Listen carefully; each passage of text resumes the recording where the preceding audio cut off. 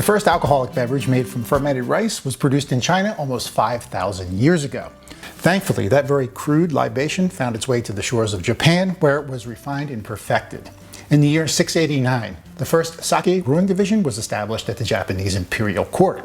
Back then, the brewing process hadn't been perfected yet, and much like wine, a lot of the sake that was being produced was unrefined and of very low quality.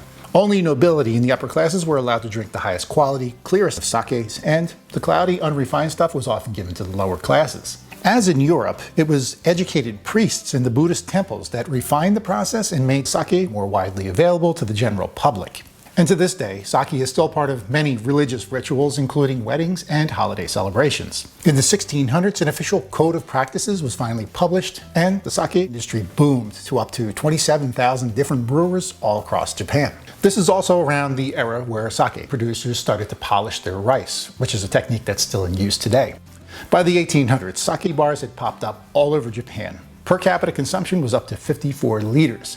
The tradition of the time was to serve the sake warm, along with sashimi, tofu, and vegetables. And to this day, some sake is still served and enjoyed warm, especially in the wintertime.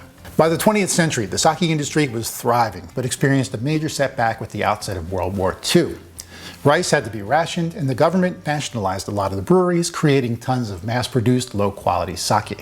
And unfortunately, that trend continued for decades. So really, it's only in the last 20 years or so that sake is experiencing this renaissance. Inspired by wine and the French concept of terroir, as well as the craft beer movement, modern sake brewers are reclaiming their regional identity. Japanese sake even has its own version of the French appellation system known as the geographical identification. Today, with the help of science, better strains of rice, a global market, and a willingness to experiment and collaborate with other brewers, the selections and quality of premium sake have never been better.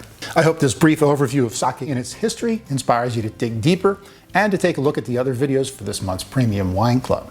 And if you like these quick sips and these tips about wine, be sure to join the WTSO YouTube channel. For WTSO, I'm Marc Supsic. Kanpai.